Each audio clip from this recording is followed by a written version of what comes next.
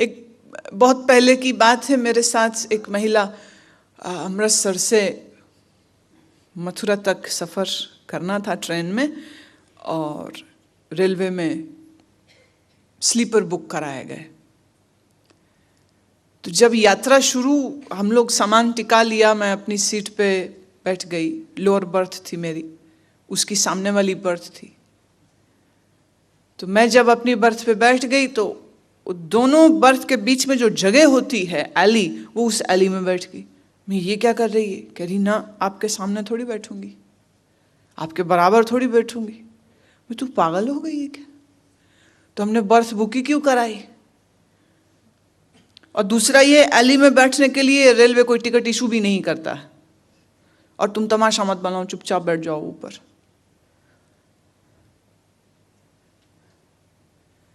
अब उसको समझ ही नहीं आ रही है बात, बड़ा मुश्किल से उसको समझाना पड़ा। मैंने कहा ये यहां बैठ जाने से तेरी प्रेम श्रद्धा में कोई कमी नहीं हो जाएगी, बी कंफर्टेबल, बैठ जा चुपचाप यहां पे। अब बैठ तो गई, 1 घंटा समझाने के बाद तो लेटे नहीं, अब बैठी। मैं अब लेट क्यों नहीं रही? आपके सामने लेट जाऊं? मैं क्या आप बैठी रहेगी? बोले नहीं, ये मर्यादा नहीं है, शिष्टाचार नहीं है। मैंने कहा अब मर्यादा शिष्टाचार गया तेल लेने, तो चुपचाप लेट जा आप। उसके लिए भी समझाना पड़ा। ठीक है, रिचुअल यही कहता, मर्यादा कहती है कि आप गुरु के सामने बराबर नहीं बैठते, पुराने समय से गुरु के बराबर नहीं बैठते, गुरु के सामने लेटते नहीं है, पैर गुरु की तरफ नहीं करते, पैर नहीं करते उसकी तरफ। पैर हमारा शरीर का सबसे निकृष्ट अंग है, तो पैर उसकी ओर नहीं करते हैं। मैंने कहा आप ट्रेन में सफर कर रही है, बैठी रहेगी, लेट जा। बामुश्किल लेटी वो। अब लेटे में भी उसको नींद नहीं आ रही, जगी है। मैं कहा अब सो क्यों नहीं रही? कहती सोते सोते पैर आपकी तरफ हो गया। तो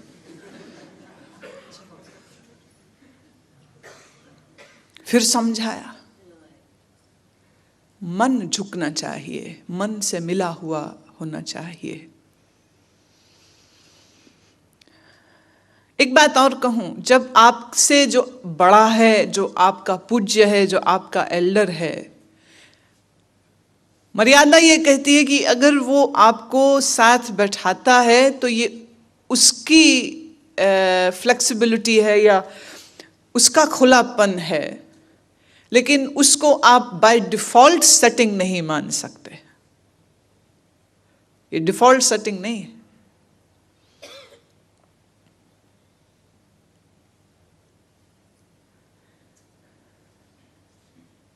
मुन मन प्रणाम, मन से मुनि जन तुझको प्रणाम करते।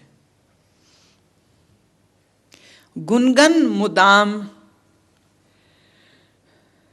तेरे गुणों को, तेरी उपमा को सदा सदा गाते रहते। अरबर अगंज, आर शब्द निकला है अरी से, अरी का अर्थ होता है शत्रु। अरबर अगंज, जो बड़े से बड़ा वैरी है, जो बड़े से बड़ा शत्रु है, जो बड़े से बड़ा दुश्मन है, अगंज, वो तुमसे नहीं जीत पाएगा, तो विजयी है, सदैव विजयी। हर नर प्रभंज, हर नर, नर हरि रूप है तेरा, हर नर में है, इसीलिए उसका नाम, परमात्मा का एक नाम नर हरि भी है। हमारे भीतर वास करने वाले परमात्मा तो हम सबका मालिक भी है और हमारे भीतर रहता भी है, और हमारे इन शरीरों का और हमारे इस संसार का नाश करता भी तो ही है। अनगण प्रणाम, अनगण अनगिनत। मुन मन सलाम, हर नर आखंड, बर नर आमंड। बर नर, नरों में जो श्रेष्ठ हैं, बर नर, नरों में, इंसानों में जो श्रेष्ठ हैं। आमंड, तू सब पुरुषों में, तू सब इंसानों में सबसे श्रेष्ठ है और मंडित है। मंडित अर्थ, अब ये इतनी कलिष्ठ हिंदी है ना, ये कलिष्ठ हिंदी जिसको आप कहे। कलिष्ठ का अर्थ होता है गाढ़ी, गहरी, शुद्ध, क्लासिकल हिंदी के शब्द हैं ये। हर नर में तू है, पर कैसे? परम सुंदर होकर। तेरे सौंदर्य के लिए किसी बाहरी प्रसाधन की जरूरत नहीं है। You don't need any outer cosmetic help to be beautiful, you are beautiful. अब इसमें एक बात मैं व्यवहार के तल तक लेके आती हूं, और वो ये है कि आप खूबसूरत हैं, ये एहसास अगर आपके भीतर हो तो सच तो यह है कि आपको बाहरी किसी जेवर या महंगे कपड़े की जरूरत नहीं रह जाएगी। आपके भीतर की सुंदरता का जो एहसास है, ये एहसास आता कहाँ से है? ये परमात्मा से जुड़ने से आता है, क्योंकि वो परम सुंदर है। उस परम सुंदर से जुड़ने के कारण तुम भी सुंदर हो जाते हो, और फिर तुम्हारी सुंदरता बाहर भी झलकने लग जाएगी। ऐसा इंसान फिर कुछ भी पहने कि कुछ ना भी पहने तो भी सुंदर ही होगा। कुरूप आदमी, बदसूरत मन है जिसका, ऐसा व्यक्ति कितना ही खूबसूरत परिधान, कितनी ही महंगी ड्रेस पहन ले, लेकिन वो स्पेक्टेक्युलरली ब्यूटीफुल नहीं लगेगा, नहीं लगेगा। एकदम दिल हिला देने वाला, मतलब जिसको कहते हैं ना बिजलियां बरसा देने वाला खूबसूरती, वो कहां से आती है? वो भी तुमसे आती है। प्रेम हमको सुंदर बनाता है, ध्यान हमको सुंदर बनाता है। ध्यान हमारे में बहुत बहुत मीठी सी आभा देता है।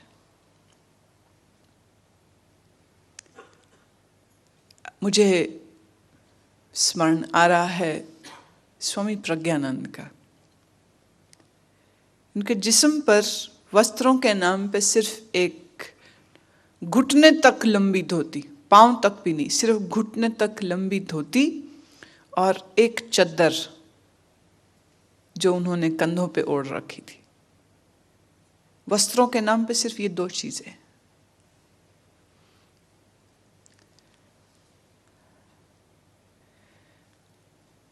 पर चेहरा नैनक्श, लंबाई अच्छी थी, रंग भी खिला हुआ था।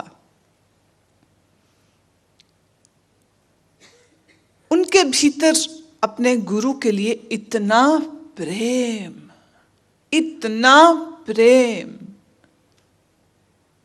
कि उस प्रेम के कारण उनके शरीर, उनके चलने, उनके बोलने, उनके बात करने में एक ऐसी जबरदस्त अट्रैक्शन थी, एक ऐसी अजब करिश्मा था। आंखों में इतनी गहराई। वस्त्रों के नाम पे एक धोती, आधी धोती, पूरी भी नहीं, एक चद्दर, सिर मुंडा हुआ। फिर मेरा ख्याल है इतना खूबसूरत मर्द शायद ही देखा होगा। नंगे पांव चलना, क्योंकि सेवा में है तो अधिक समय नंगे पांव इधर से उधर, उधर से इधर। पुरुष शरीर में जब स्त्रैण लोच और ग्रेस आ जाती है, वो बहुत खूबसूरत होती, बहुत खूबसूरत होती। मैं ये नहीं करी वो स्त्रियों की तरह चलने लग जाता। स्त्री के शरीर में एक ग्रेस है। वो ग्रेस जब किसी पुरुष में आ जाती है तो वो निश्चित द मोस्ट अट्रैक्टिव मैन हो जाएगा।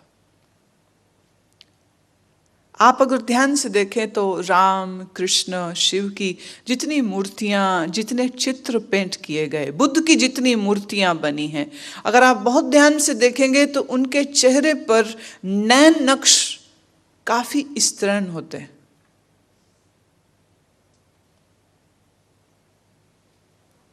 आंखें, खासकर होंठ, स्तरणता छलकती है।